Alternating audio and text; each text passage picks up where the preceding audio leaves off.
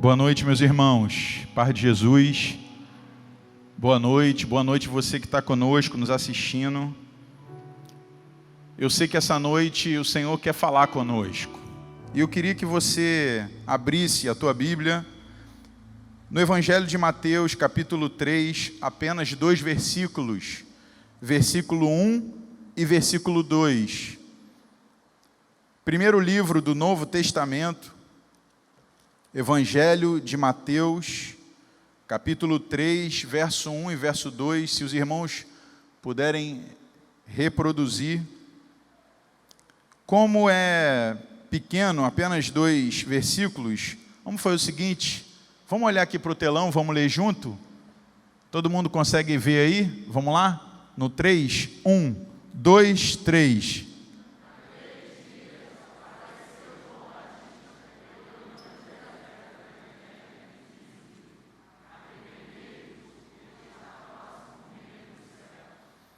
Aleluia. Na verdade, há um tempo que Deus colocou essa palavra no meu coração, falando sobre essa pregação de João, essa mensagem de João poderosa, que fez a cidade de Jerusalém, fez a região de Jerusalém, a Judéia, e as cidades vizinhas estremecerem com essa mensagem. Foi uma mensagem tão poderosa que mexeu, na verdade, nos dias de João, a ponto de um homem que era, na verdade, a referência de um governo prender João. Herodes prende João porque não aguentava, ouvir a força da sua mensagem, e a força da sua mensagem consistia no arrependimento, porque o reino dos céus estava próximo. E João passa a ser esse instrumento dessa mensagem de Deus. Essa noite, testificando a palavra que Deus já vinha colocando no meu coração e eu meditando nela, essa noite eu tive um sonho. Nós estávamos na casa de um irmão e eu sonhei que eu conversava com uma pessoa e o assunto com ela era sobre a urgência e a necessidade dela gastar a sua vida naquilo que de verdade tinha valor. E o exemplo que eu dava no sonho para ela, eu dizia assim para ela assim: olha, você precisa guardar, nós precisamos guardar os nossos tesouros, as nossas riquezas lá no céu. Porque a verdade é que vai chegar um dia onde os homens vão se apresentar diante de Deus. E eu falei para ele, imagina, no sonho eu dizendo, imagina que um anjo vai levar você para um lugar que é tipo uma sala do tesouro. É a tua sala do tesouro, é o teu cofre.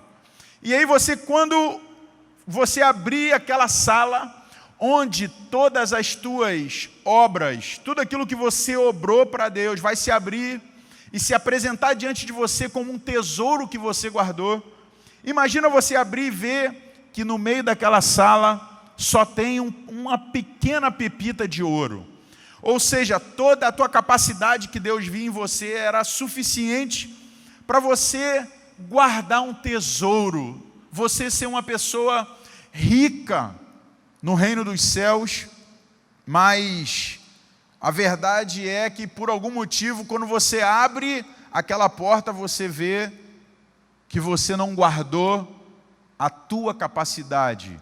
Você ajuntou tesouros na terra, você enriqueceu, você prosperou na terra, mas diante de Deus você é alguém pobre, E eu acordei com esse sonho e, lembrando do sonho, Deus me falou sobre essa necessidade séria diante de Deus, de nós gastarmos, entregarmos a nossa vida com seriedade para Ele.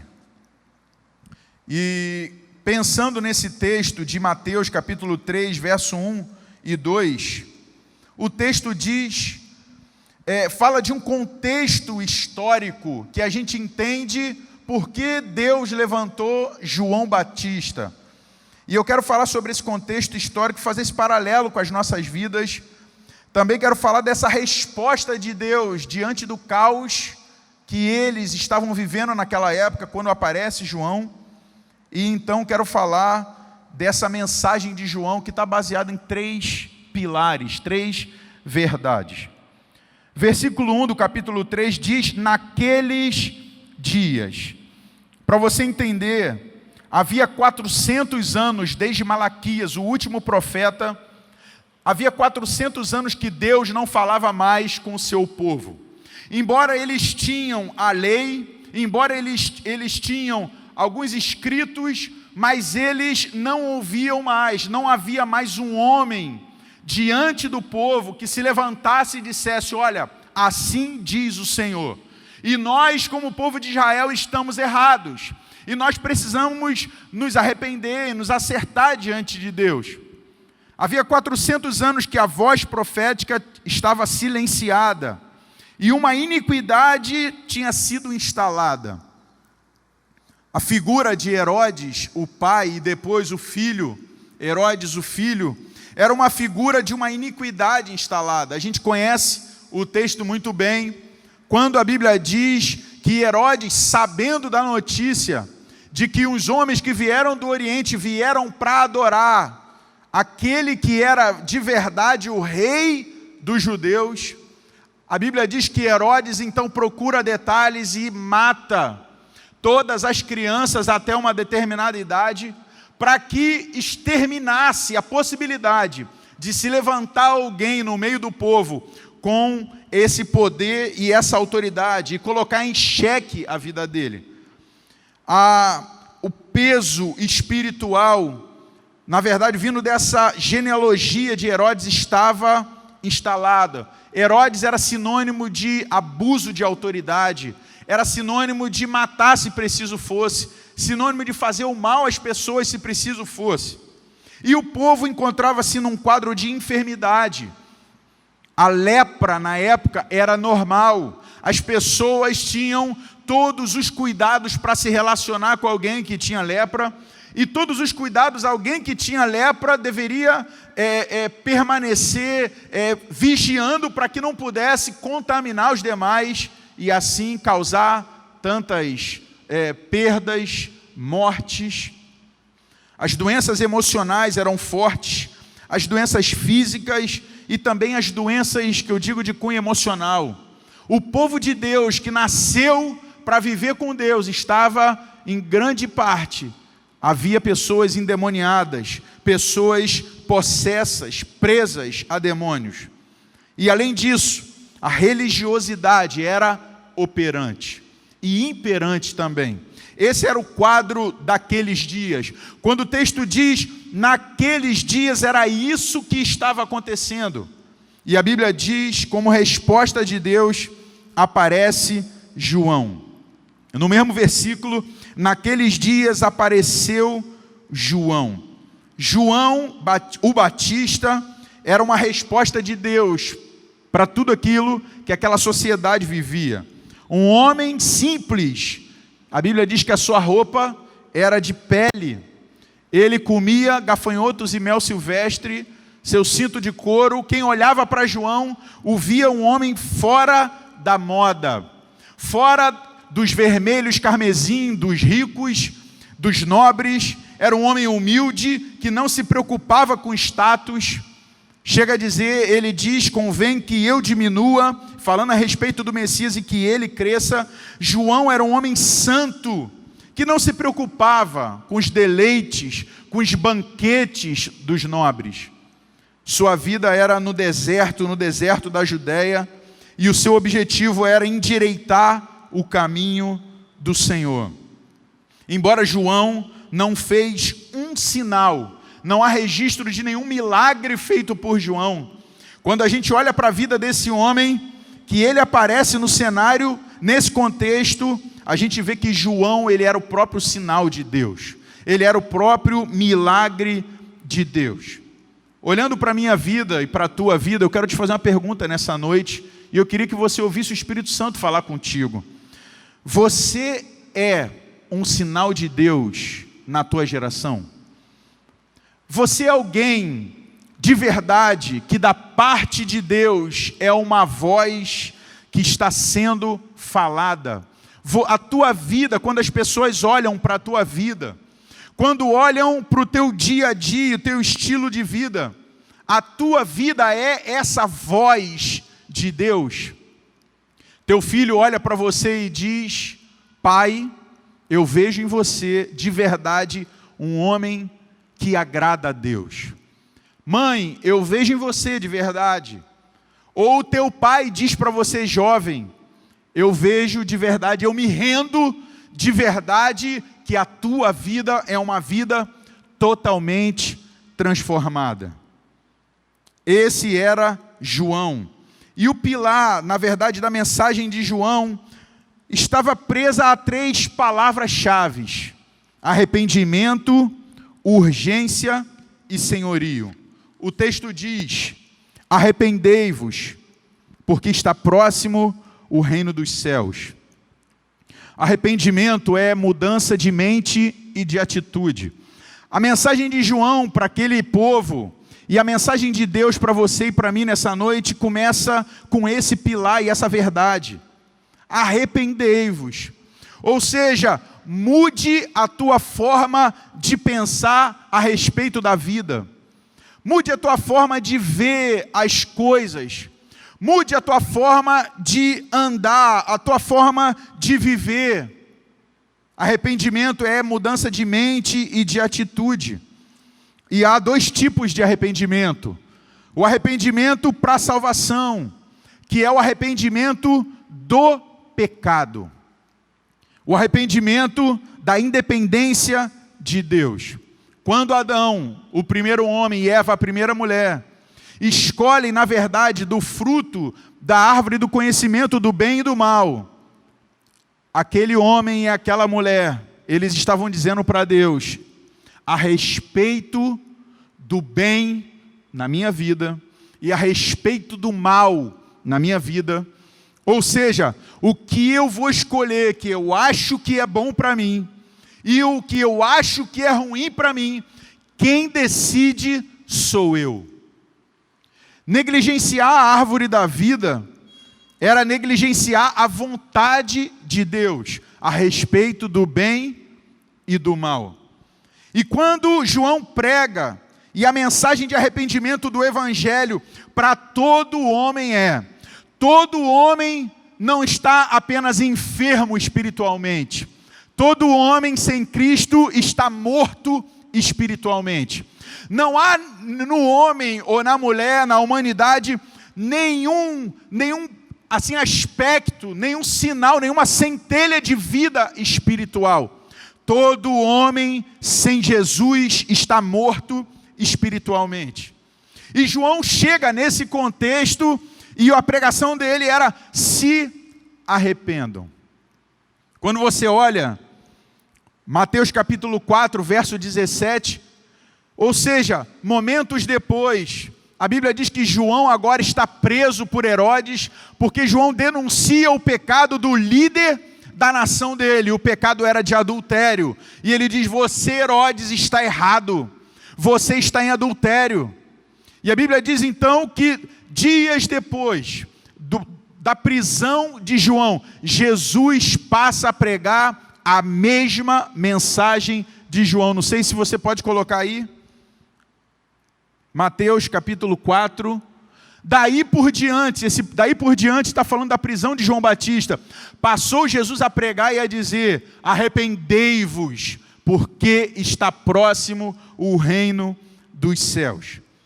Quando você olha para a palavra e você vê os discípulos enviados por Jesus, Jesus fala para ele: vão de cidade em cidade e pregue que os homens se arrependam. Atos capítulo 17, verso 30 e 31 diz, Paulo pregando os atenienses, nós vamos ler esse texto na frente, é exatamente isso. Deus não levou em conta o tempo da ignorância, o tempo onde os homens eram ignorantes, mas agora ordena que todo homem se arrependa. Esse era o tripé de João, de Jesus, dos apóstolos. Depois do apóstolo Paulo: arrependimento, urgência e senhorio. Quero te dizer nessa noite, você que está aqui ou está nos assistindo, se você, ainda que você seja filho de um crente, filho de um cristão, Ainda que você seja de uma descendência, onde você tenha na tua família pessoas que foram discípulas de Jesus, a mensagem para você é: se arrependa para a remissão dos teus pecados. Não existe outro caminho para um homem e para uma mulher, senão se arrepender da sua independência de Deus. Mas também arrependimento é um arrependimento para a santificação, daqueles que um dia fizeram de Jesus o seu Senhor, se arrependem então para a santificação. É o arrependimento então no plural, 2 pecados. É o arrependimento de tudo aquilo que a gente faz e desagrada a Deus ao longo da nossa caminhada nessa terra. E nós somos chamados a nos arrependermos. Estava ouvindo Ana, esposa de Gugu, de Gustavo, lá de Rio das Ostras, chama de Gugu. Ana estava contando do testemunho do Gabriel, quando era novinho. E um dia o Gabriel falou da dificuldade que ele tinha para os pais, ele era novinho, ele disse: pai, eu até peço desculpa, mas eu não peço perdão. E aí Gustavo um dia tinha ferido, entristecido o Gabriel e foi lá se arrepender e pedir perdão. E aí então, a partir daquele momento, o Gabriel entendeu que ele precisava se arrepender diante de Deus. E Ana fala: era tão lindo, quando eu via meu filho pequenininho, e eu falava assim: você pecou contra a gente, mas você também pecou contra Papai do céu. E você precisa se arrepender. E ela falava quando ele orava, e ele falava: Papai do céu, me perdoa. Ele chorava, entendendo que tinha desagradado ao Pai. Nós precisamos nos arrepender de todo o tempo que nós dedicamos desordenadamente ao entretenimento. Precisamos sim nos arrepender de todo o tempo que não dedicamos a estar com Deus, a meditar na palavra. Eu, particularmente, tenho ouvido e meditado nessa palavra e pensado na minha vida. Nós precisamos nos arrepender de todo o tempo que nós deixamos de pregar o Evangelho. Nós normalmente ouvimos, às vezes, os pais dizer: meu filho é uma pessoa tão boa, só falta Jesus. Mas a verdade é que nossos filhos, ainda que sejam educados, ainda que tenham formação acadêmica, ainda que prosperam de maneira assim a conquistar prosperidade, estejam logrando êxito, mas nossos filhos, eles precisam se arrepender diante de Deus. Deus quer que nós, de verdade, sejamos uma voz nesses dias. Comparando com a vida e a vinda de João, Deus quer que sejamos essa voz. O segundo passo da mensagem de João é urgência. E eu estava meditando no texto de Efésios capítulo 5, verso 16, e o texto diz que nós deveríamos remir o nosso tempo, porque os dias são maus. Remir é a mesma coisa que libertar o nosso tempo. Paulo está dizendo que agora, sobre aqueles que fizeram de Jesus seu Senhor, o diabo, a carne e o mundo não conseguem mais escravizar-nos. Já não somos escravos do pecado, da carne, do mundo, mas ele está dizendo que o nosso tempo pode ser feito escravo, que ele pode prender o nosso tempo. E Paulo diz: então vocês precisam remir, vocês precisam libertar o tempo de vocês. Muitas vezes tenho conversado com irmãos, com pessoas que estão presas o seu tempo por causa da fascinação das riquezas. Pessoas que um dia bateram nessa fascinação que o mundo prega, nessa forma rápida de enriquecer, nessa forma de investirmos da noite para o dia e ficarmos cheios do dinheiro. Pessoas então estão se sujeitando a essa forma e estão prendendo o seu tempo na fascinação das riquezas. E começam a dizer: agora eu não tenho mais tempo. Não tenho mais tempo para viver e fazer a vontade de Deus. Porque eu estou compromissado em dar algo melhor para minha família. Eu nunca ouvi um homem ou uma mulher fascinado com as riquezas dizer: eu estou fascinado. Sempre eu quero dar algo melhor para minha família.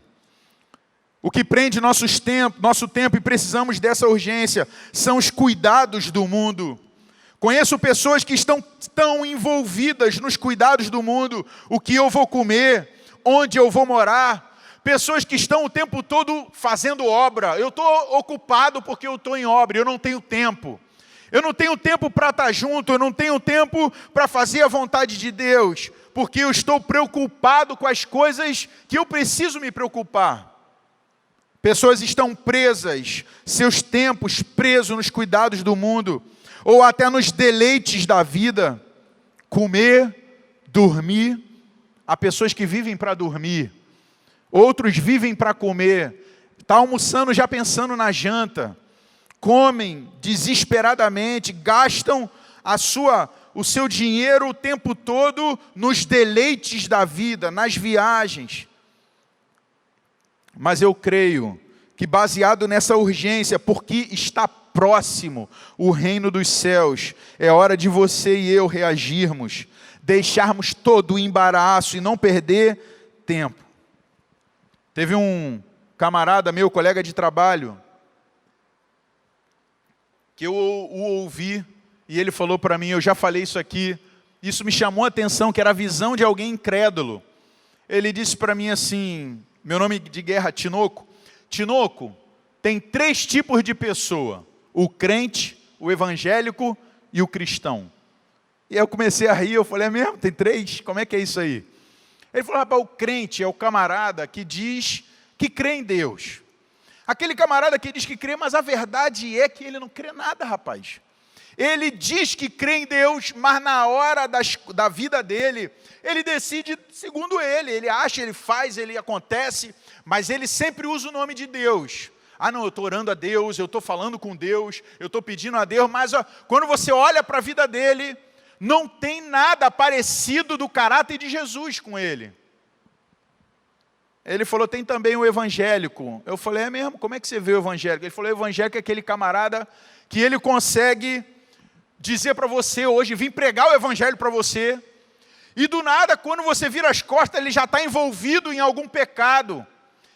E ele disse para mim, já está envolvido com mulher, e daqui a pouco quando você olha para ele, fala, rapaz, você não estava lá caminhando?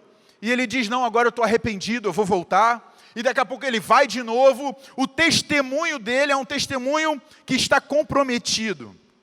E ele falou, existe também o cristão. E eu falei, o cristão para você o que é? Ele falou, cristão é o cara que segue a Jesus mesmo. É aquele camarada que, cara, você olha para a vida dele e ele de verdade, ele segue a Jesus. Ele é esse negócio que você falou aí, Tinoco, discípulo de Jesus. Essa é a visão daqueles que às vezes estão perto de nós. Eu creio que nesses dias, tenho pensado nisso, está na hora de nós, digo a todos que estão aqui nos ouvindo, homens, nos posicionarmos diante de Deus. Quando João fala de uma urgência, se arrependa, porque está próximo o reino dos céus. João está falando de proximidade de tempo, ele diz, se arrependa. Paulo fala, liberta o teu tempo, porque os dias são maus. Na verdade, a visão desses homens era uma visão de lidarmos com o nosso tempo com sabedoria. É hora de nós, homens, na nossa casa, sermos um instrumento de Deus para nossa esposa e os nossos filhos. Está na hora de nós, homens, nos arrependermos diante de Deus e de verdade sermos os pastores da nossa casa. Quantas mulheres querem ouvir uma direção, querem ter segurança espiritual na vida de um homem, mas muitos se omitem do seu papel de serem exemplos na sua casa. Está na hora dos teus filhos te verem orar. Esse dia um irmão falou para mim, Rony, eu fiquei assim escandalizado, porque a primeira vez que o filho de uma pessoa que é crente subiu ao monte para orar foi comigo. O pai dele nunca o levou para orar num monte, nunca levou para uma experiência de buscar a Deus. Está na hora, sim, eu sei que tem um ataque do inimigo contra os homens. O tempo todo na verdade, tirando o papel do homem na sociedade. Porque o diabo sabe que um homem posicionado diante de Deus na sociedade, na sua casa, no seu ambiente de trabalho, é um homem que faz a diferença. O diabo sabe disso e ele quer roubar. Eu ouvi um irmão dizer e eu fiquei pensando, ele disse, você acha que Deus colocou testosterona à toa dentro de você? A capacidade de você enfrentar, a capacidade de você aguentar a pressão emocional, papel do homem.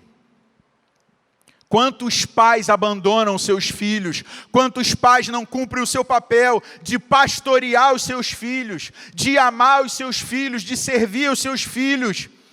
Se sentem aliviados na consciência só em pagar uma pensão. Misericórdia. Deus tem chamado a nós homens nos arrependermos diante dele.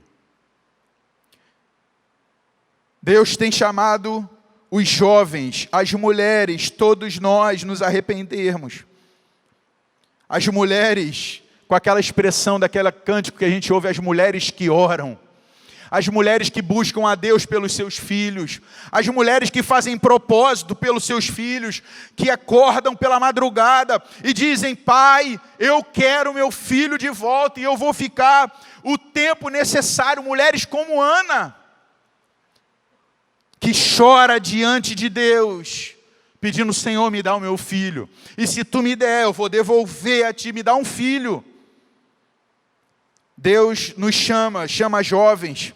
Quantos jovens envolvidos no entretenimento passam a madrugada jogando, perdendo tempo, passam a madrugada fazendo coisas e se envolvendo em entretenimento e rede social.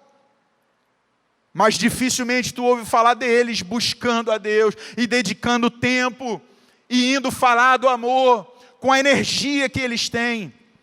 Uma vez eu preguei num velório e eu falei isso para as pessoas. Eu falei, a vontade de Deus para nós não é chegarmos a decidir por Jesus quando estivermos no final da nossa vida. Mas Deus quer usar a força, a saúde de cada um de nós. Enquanto temos saúde, enquanto podemos andar, enquanto podemos nos locomover e visitar, Deus quer usar isso. E Deus, falando comigo nessa palavra, tem falado sobre essa urgência. E eu termino falando do senhorio, porque está próximo o reino dos céus. A Bíblia diz em Atos capítulo 17, por favor, pode colocar Atos 17, verso 30 e verso 31. Paulo pregando aos atenienses. A Bíblia diz, ora, não levou Deus em conta os tempos da ignorância. Agora, porém, notifica aos homens que todos, em toda parte, se arrependam. Porquanto estabeleceu um dia em que há de julgar o mundo com justiça, por meio de um varão que destinou e acreditou diante de todos, ressuscitando-o dentre os mortos. O senhorio fala, na verdade, do governo de Deus sobre a terra. Nós oramos assim, muitas vezes no meu ambiente de trabalho, as pessoas, vamos orar agora, e oram o que conhecemos do Pai Nosso, dizendo, venha o teu reino. O reino de Deus, Romanos 14, 17, não é de comida e de nem bebida, mas é de justiça, paz e alegria no Espírito Santo. O reino de Deus é belo. Eu sonho com a manifestação do reino de Deus. Eu sonho com a manifestação de Jesus em justiça. Todas as pessoas na sociedade recebendo justiça. Um reino de paz, um reino de alegria, onde não vamos precisar de remédio ou de entretenimento para trazer um pouco de conforto e humor. O reino de alegria no Espírito Santo. O reino dos céus fala, como Paulo falou aos atenienses, de um dia onde cada um de nós iremos nos apresentar diante do varão que foi por Deus ressuscitado, Jesus Cristo. Um dia onde eu e você, nós estaremos diante dele. Lá não tem como colocar o meu pai, o meu discipulador, o meu pastor, o meu amigo, para falar sobre mim. Como ele é onipresente, ele vai estar julgando todos nós diante dele. Um dia onde nós iremos nos apresentar diante dele.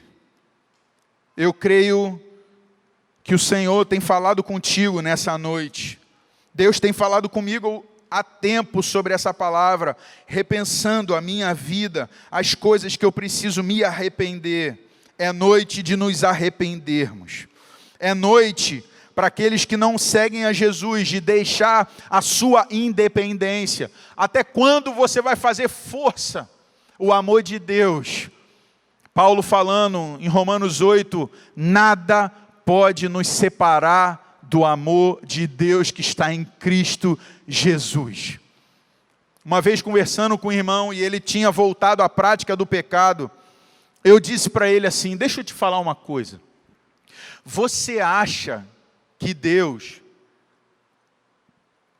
que Jesus e o Espírito Santo, quando planejaram a humanidade, você acha, a Bíblia diz, façamos o homem.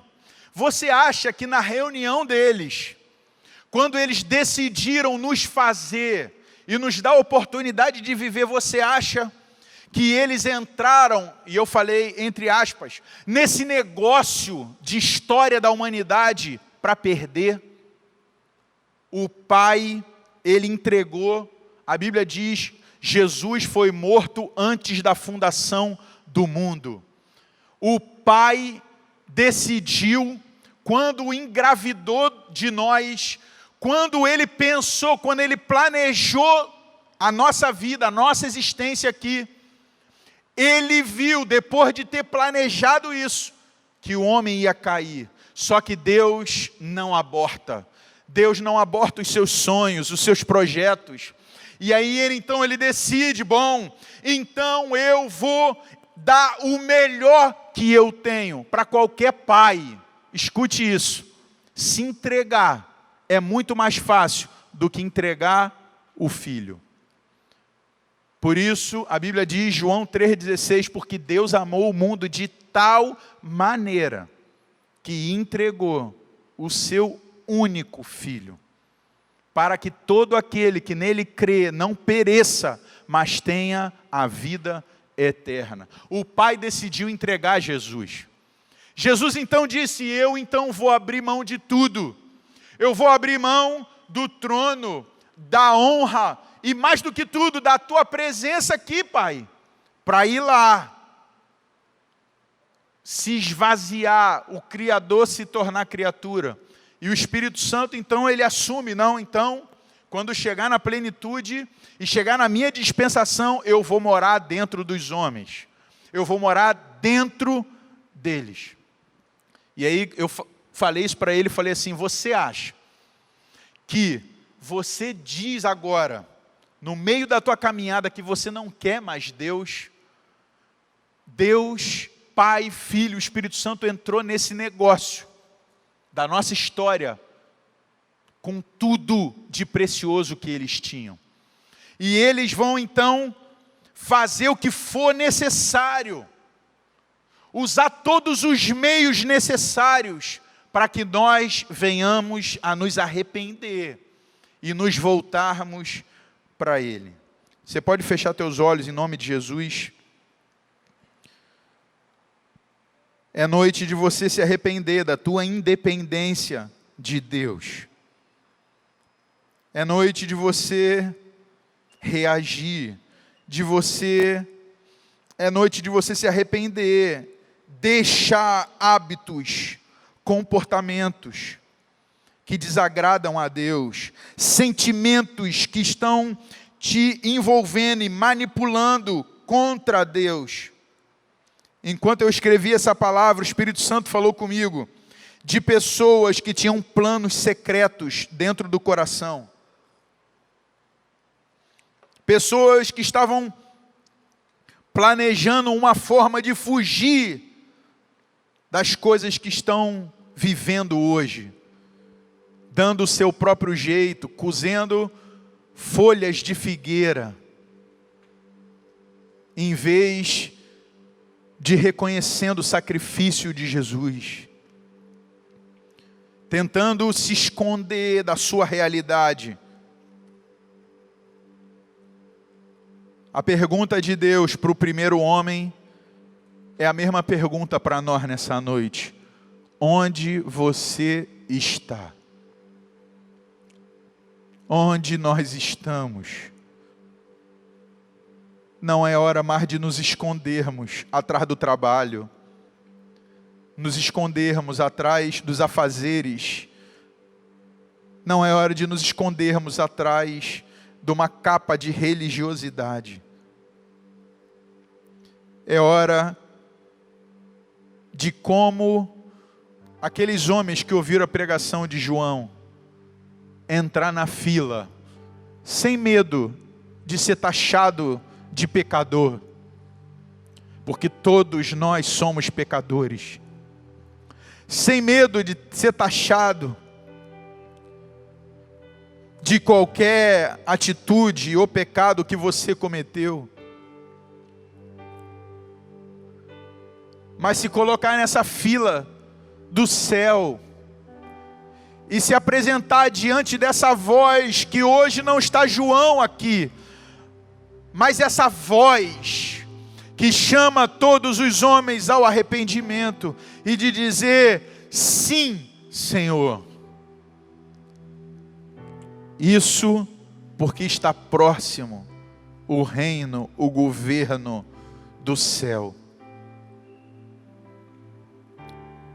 Você pode se colocar de pé em nome de Jesus. Coloca a mão no teu coração onde você está. E eu quero orar por você onde você está. Você que reconhece isso, não se preocupe com o título.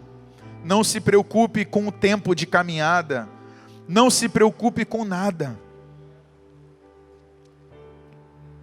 A missão do Espírito Santo é te convencer do pecado, da justiça e do juízo. E me convencer também do pecado, da justiça e do juízo. Como é bom ter o Espírito Santo. Como é bom ter o Espírito Santo se movendo. Ó Espírito Santo, nessa noite começa a se mover nesse lugar.